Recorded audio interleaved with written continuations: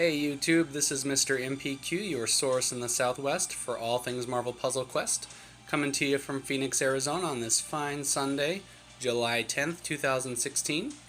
Wanted to post a short video for you guys about making my favorite 3-star utility character, Daredevil, into a champion, showing you what his max stats look like, and what the rewards are for getting him up in those champion levels. I actually had two covers and kind of messed up because I lost one last night while I was out with my friends playing Pokemon Go. And so I only had one. So he went from 166 as maxed out to 167 instead of 168, which he should have been. So I apologize for that. That was my bad.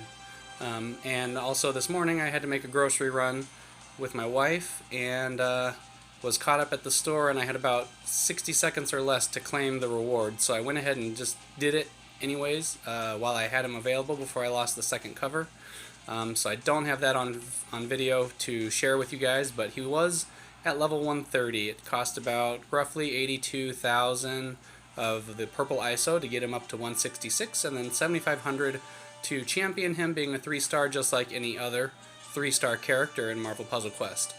So let's take a look at how I have him built first.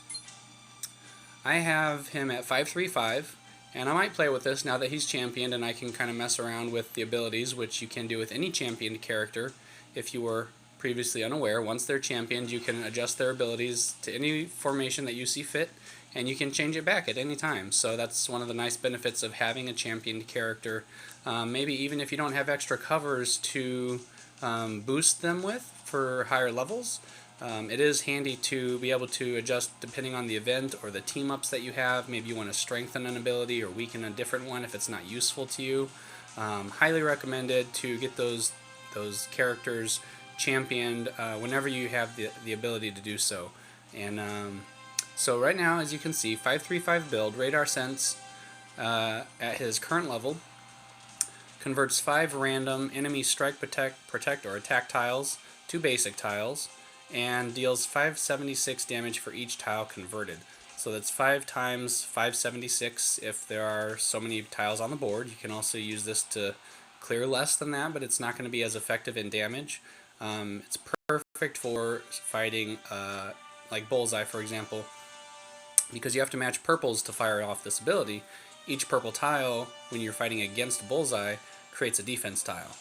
So not only are you creating damage by converting those defense tiles back to basic tiles, but you're giving yourself ammunition to create that damage with, because you're creating defense tiles which this ability is going to run off of. Great against goons, especially the MaChO thugs that create the threaten tiles. Those boost the attack damage from the enemy team, and they convert 2 at a time. So after a couple of those are gone off, this is a great ability to help clear that board and help reduce the incoming damage from the enemy team.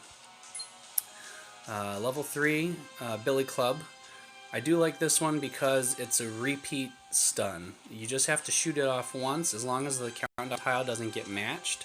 When it does go to 0, it'll re-stun and move the countdown tile to a different basic blue tile without having to shoot it off again. And if whatever enemy's in front is the one that does get stunned, if you down the stunned enemy, it's just going to stun the next one in line. What I do like about this one also is if you match away the countdown tile, the friendly match, you gain 2 blue AP for it. So let's take a look real quick at what this looks like at level 5. And so we already covered purple. I'm just going to steal from Radar Sense. At level 4, it's going to become a 3-turn countdown instead of a 4-turn countdown. Still stuns for 2 turns. And then when you catch it, or match it, it becomes a 2 AP bonus. And as you can see from the text below here, at level 5, it's going to stun for 2 turns, which it still does. And matching the Billy Club tile gains 3 AP. So you can stun somebody, they remain stunned for 2 turns, and then if you catch the tile back or match it back, then you gain 3 AP back for it. So that's a third of the ability restored right there, because you can see it takes 9 AP. So actually, I might leave him at a 445 for now, just because converting 4 attack tiles at 419 to convert this to a 3-turn countdown instead of a 4-turn countdown. I actually do think I like that a little bit better for the time being, so we'll leave that. Level 5 red ability Ambush. It costs red AP, 8 of them, to shoot off. When this one is used, you create a trap tile that the enemy team can't see. If they match it, it's going to deal 5,489 damage. If you match it, it still deals 3,050 damage, but it'll change location. So if you have a group of red tiles that are close together, this one's great to use. You can just tack on the extra 3,050 damage, and that trap tile is going to move. So not only do you get to deal a significant amount of damage, that trap tile is going to stay on the board. And if the enemy team matches it away, it's going to do much more damage at 5,489, which is enough to down most of the smaller enemies. When he's powered up, it does do a significantly more amount of damage during special events. So, highly recommend Daredevil. He's a great all-around character. He can stun, he can do massive amounts of damage, he can clear tiles, enemy tiles off the board that are either defense protect or attack tiles.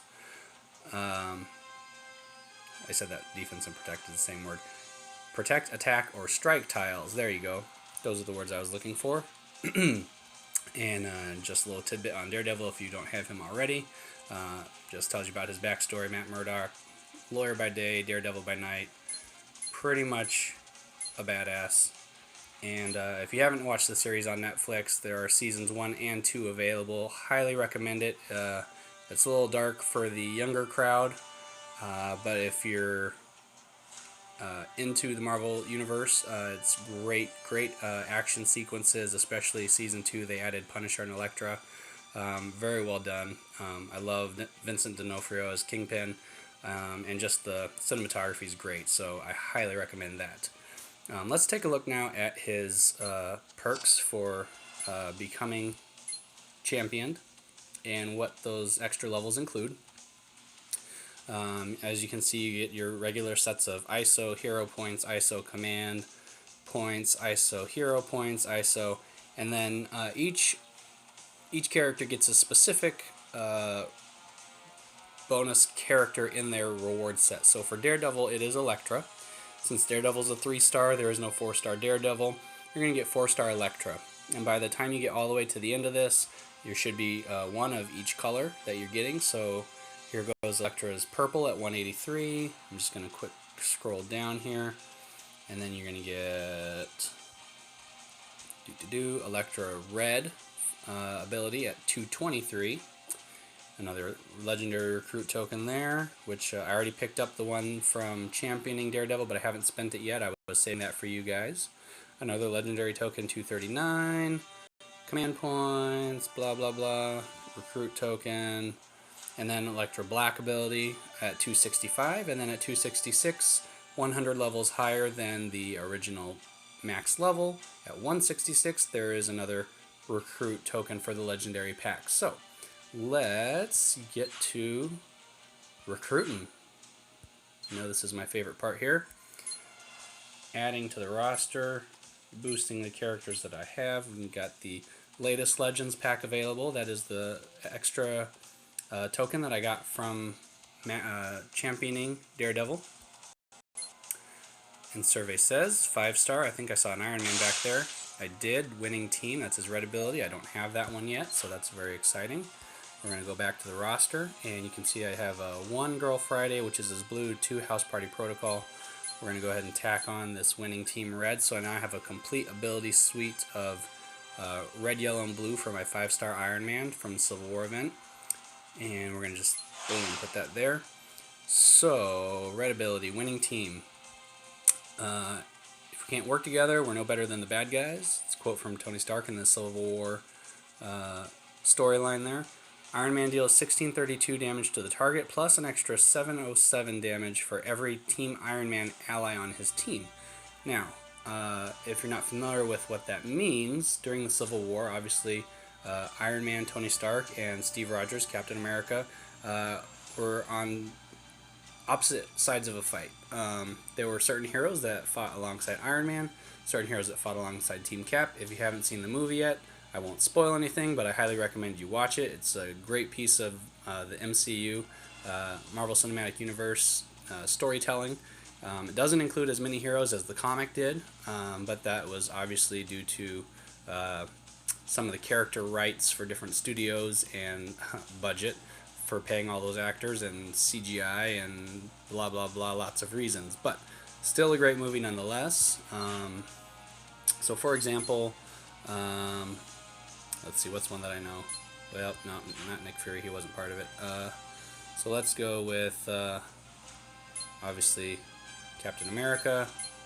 He's going to be Team Cap. You can see under affiliations on his character page there. Black Panther is Team Iron Man. So this would be one of those Team Iron Man allies that's going to boost the damage of Iron Man, the Civil War Iron Man's red ability. So depending on which team-ups you use, which characters you combine with that, it can be a really powerful ability. Obviously, 2 teammates of Team Iron Man would be 1,414 damage extra on top of the 1632, is that what it said? So 1416, that's about 3,000 damage versus an ability that only does 1,600 damage. So pairing him with the appropriate characters is going to be obviously more beneficial and help your cause. And guys, thanks for watching. I really appreciate all the new subscribers. Thank you so much. I'm trying to obviously get the word out on my new YouTube channel for Marvel Puzzle Quest. I am Mr. MPQ, your source in the Southwest for all things Marvel Puzzle Quest. I hope you don't forget to hit the thumbs up button, like, share, subscribe, tell your friends, and in between videos you can follow me on Twitter as @Mr_MPQ.